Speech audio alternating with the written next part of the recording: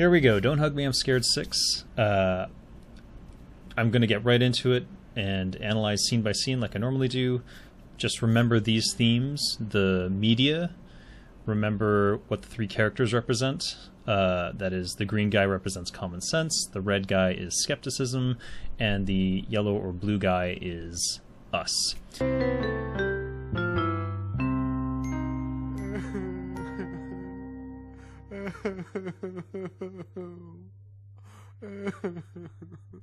So we get a couple clues about the characters here. We see that the red guy has graduated from college or some sort of institution.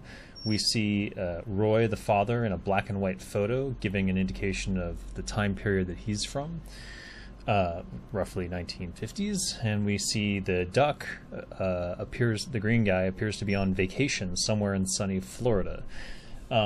And we have their last celebration together, his third birthday apparently, with blue diamonds representing potentially the rain that we constantly see in the background. I'm kind of the opinion now that these characters are all actually one. And I think that's what's being indicated by the movie ticket in the top right. Admit one. So I know that's a little bit of a stretch given how young the main character, the blue or yellow guy, is. But there's going to be more clues to that later, and they're very important. Good night, guys. I miss you.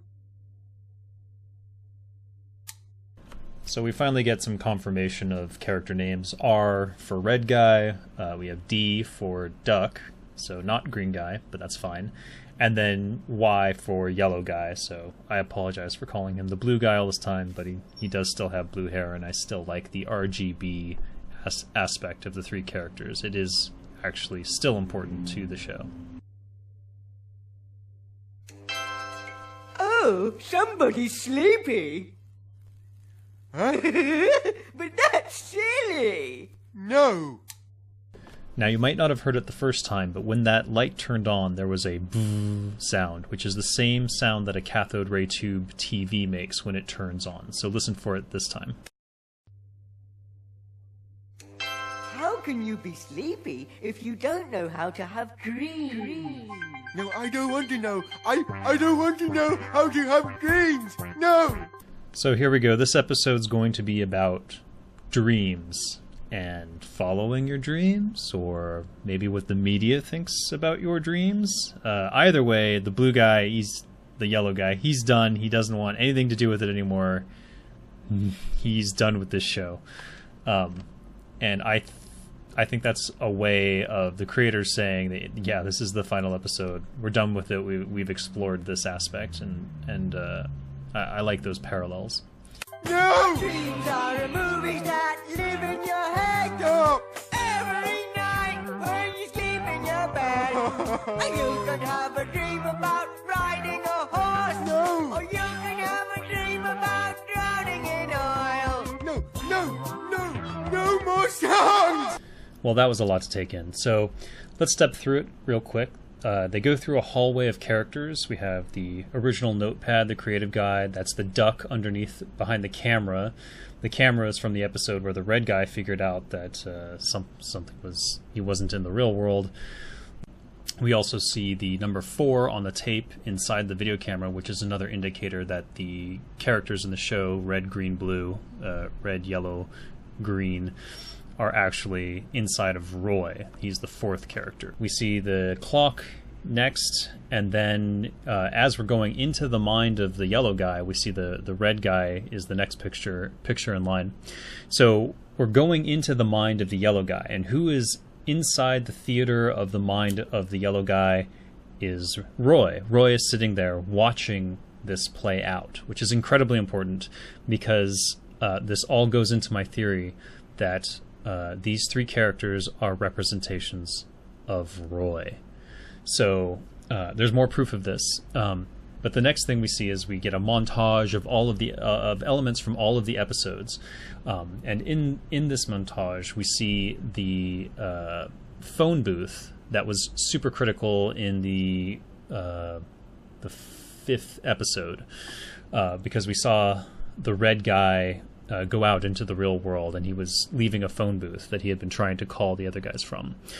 So remember that the red guy is skepticism, and Roy is now in that same phone booth. He is the skeptic. And finally, we have the central theme of this episode, the most important aspect. Remember, everything leads back to the media. He's drowning in oil. What does that mean? Well, who controls the media?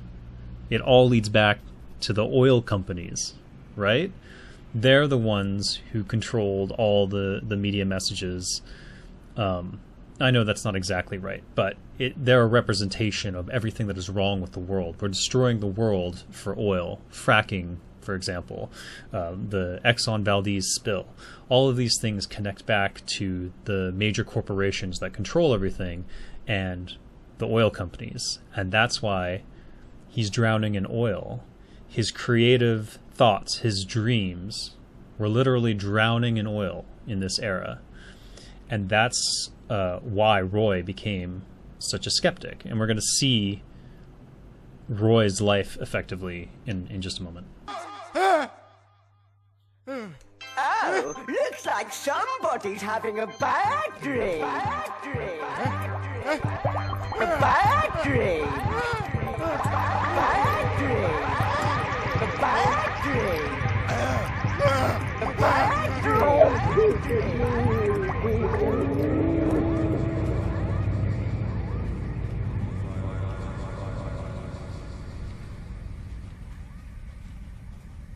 Can you file these files, please? All right, here we are. We're in the real world of the red guy, right? And in the real world of the red guy, everyone's a red guy. Everyone is a skeptic. Everyone is a cynic. And in this world of cynics and skeptics, it's our red guy who actually wants to be creative. Yeah, sure. Hey, but wouldn't it be funny if one of these files came alive? Yeah, I am a file, and you put documents in me, and a a file. Funny, silly file. You know, it did it like a song. No. That sounds really boring. And there it is, his own words used against him. That sounds really boring. It's this exact thing he said in the very first video, when the creative pad said, "I use my hair to express myself." And I think it's ironic, intentionally so, because that skepticism in himself was reflected in that first episode, and it's indicative of self-doubt, and I think that's a very important theme, as we're going to see in a second.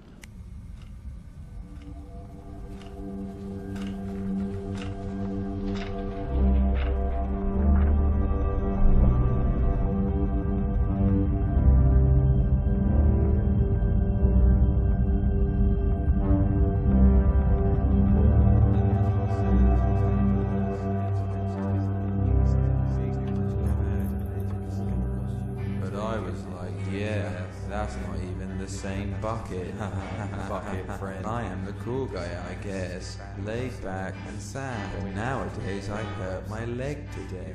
And I'm scared I'm fine. I've been in many just fine. When I watch them touch in, anyone else's.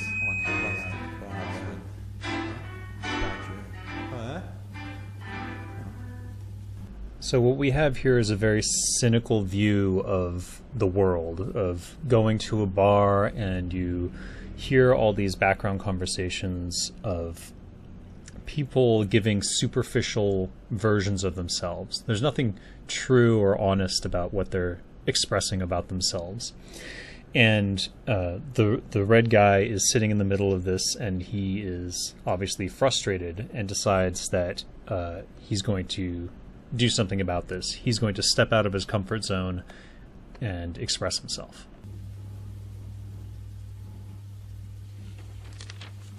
But that's rude. No clothes.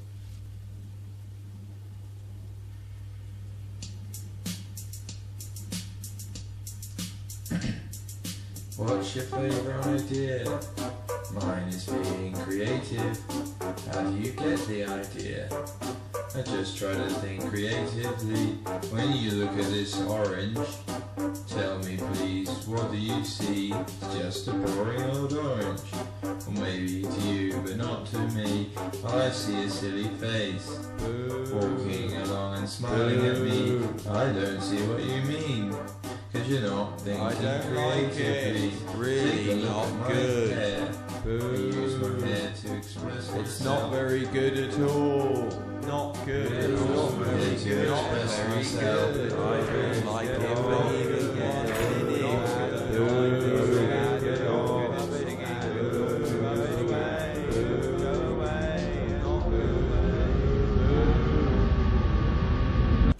So he gets up on the stage, and what does he sing?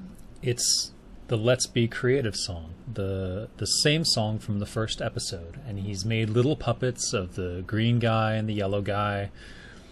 And he goes through the whole thing, and he's being booed, and oh, this sucks, the whole time. And I think that this is what this is a reflection of what the creators went through when they initially proposed something like this. And they were probably booed and ridiculed.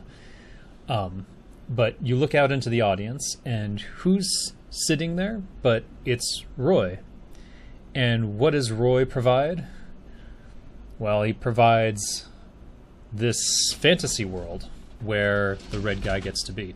Don't stop now, friend. Your voice is music to my face.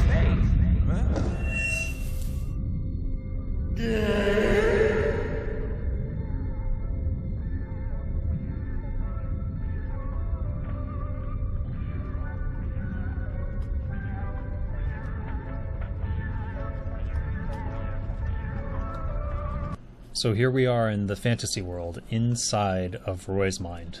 This is his mind. You see the blackness all around the edges, and then at the center we have this computer-looking thing where the past episodes are playing. You can see 1, 2, 3, 4, 5, 6, and then a central screen which is playing this episode.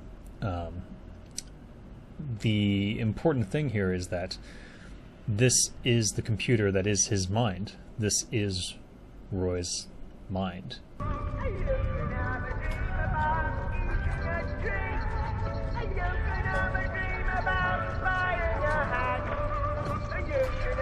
dream about losing your friends. You can have a dream about burning your friends. Time is a tool you can put on the wall or wear it on your wrist. The past is far behind us. The future doesn't exist. Time went new and got old like history. Stuff from the past went into a mystery. You made me die. So the skeptic takes over, and he is now manipulating the dream that the young boy is in, the yellow guy. And there's a couple interesting things on the control panel. There's a button with the number 4 again. 4 is very important because it's that indicator that these 4 characters, Roy plus the 3 guys who are the central to the show, are actually one unit. And then the other important thing is that the red guy, the skeptic, is pressing the green button, the creative button. The skeptic is being creative. I'm a computery guy. Everything made out of buttons and wires. I'd like to show you.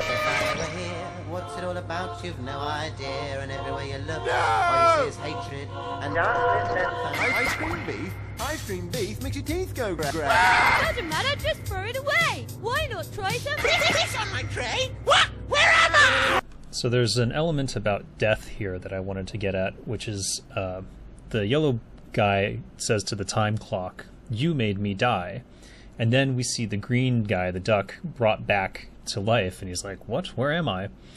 And the thing is, you never truly die in a memory, and that's what I believe this is. These are memories, Roy's memories. We are in the universe. Planets live inside the moon. A rocket ship can go to space. A rocket ship can go to the moon. Sport! Ball! Let's play sports! Cricket ball! Red I'm a card! magnet, and I'm friends with men by attraction, and it's my best friend! Dig a hole at the bottom of stop.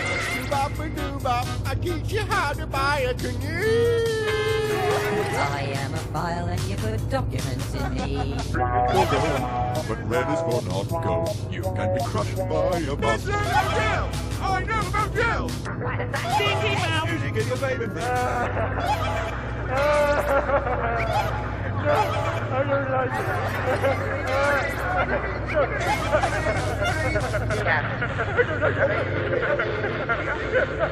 So what did we just witness? We basically saw the red guy putting all his ideas into, creating them, literally creating them in the mind of Roy. Now, here's the thing that you have to understand about Roy's mind. These are reflections of his childhood and the media messages that he grew up with. That is to say, he grew up with these shows, but this is his remembrance of them. And the skeptical part of him has analyzed the media messages that he received as a child and has broken them down into what they actually taught him. That is the premise of Don't Hug Me, I'm Scared.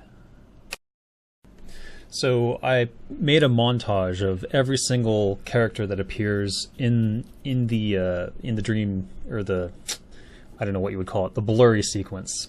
And there's literally, like, some of them are just one frame. So there's the ones that we know are in the top right. We know the clock, we know the red guy.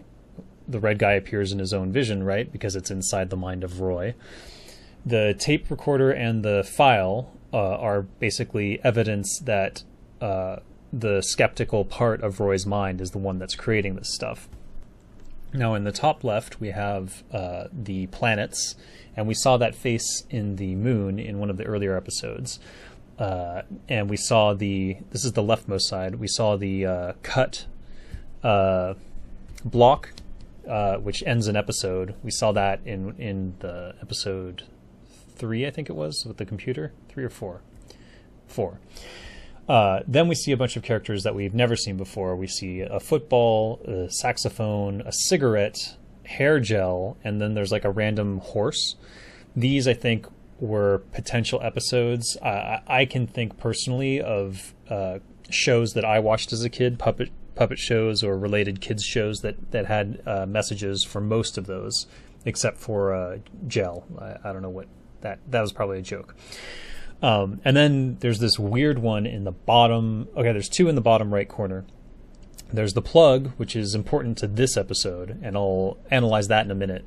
But there's also this hellish face with all the skin removed.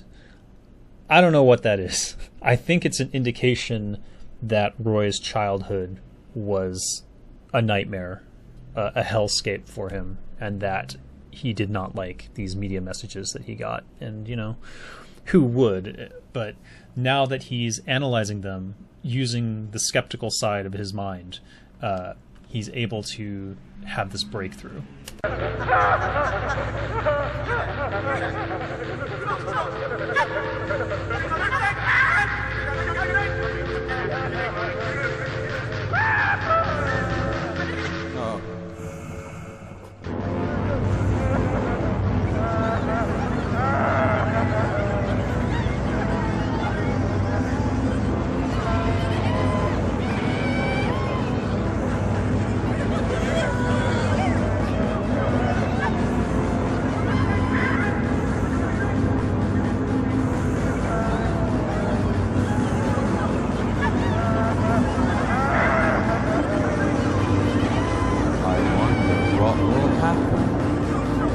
So this may be the simplest breakdown of imagery that we've ever seen in Don't Hug Me, I'm Scared. We have Roy, who is reaching out, he's grasping for these memories from his youth.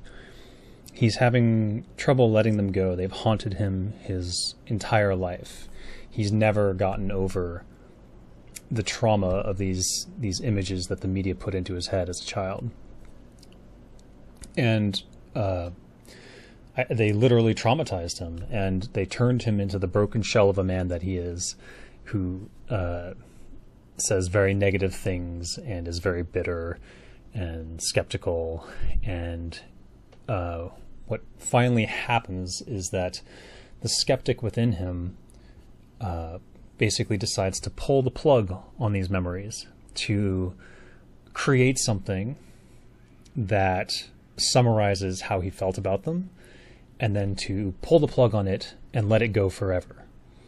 And I think that's what Don't Hug Me, I'm Scared is to its creators.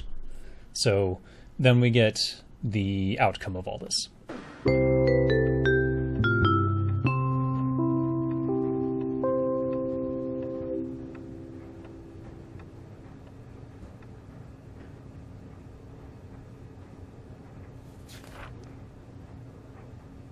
What's your favorite idea?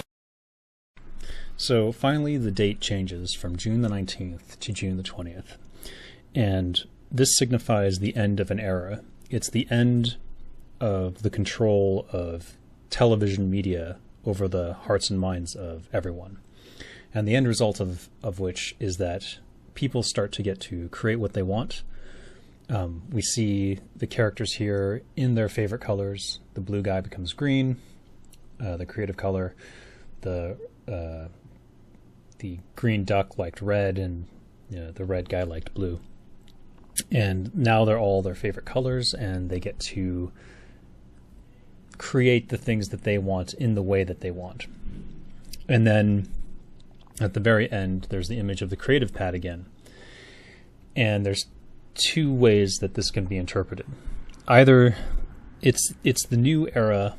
It's so if Don't Hug Me, I'm Scared is the era of television media and all those media messages that we got being traumatizing us effectively, or at least Roy, then this is the new era, the YouTube generation. I mean, you're watching this on YouTube. Don't Hug Me, I'm Scared is primarily on YouTube, and that's where most people have watched it. And this is the era where we get to be creative ourselves. But the creative pad starts up again, and the very next thing that the creative pad is going to do is potentially start telling us what being creative means and how we should be creative. So the question is, how will this era deal with media messages? Because inevitably they're going to come to YouTube. And I think that's why they don't monetize their videos. I'm pretty sure they don't. I haven't seen any ads on them or anything like that. So they are clearly anti-mass media. They want YouTube to remain pure, and so do I. But that's not what's happening right now. Media is moving into YouTube, so it's something we need to be wary of. We need to be careful of what media messages we absorb or allow ourselves to absorb. Otherwise, we can end up in this nightmare scape again, where most of us are dumb and bitter and unable to create and superficial and living in that hellscape that is Roy's world. And yeah, I think that's it.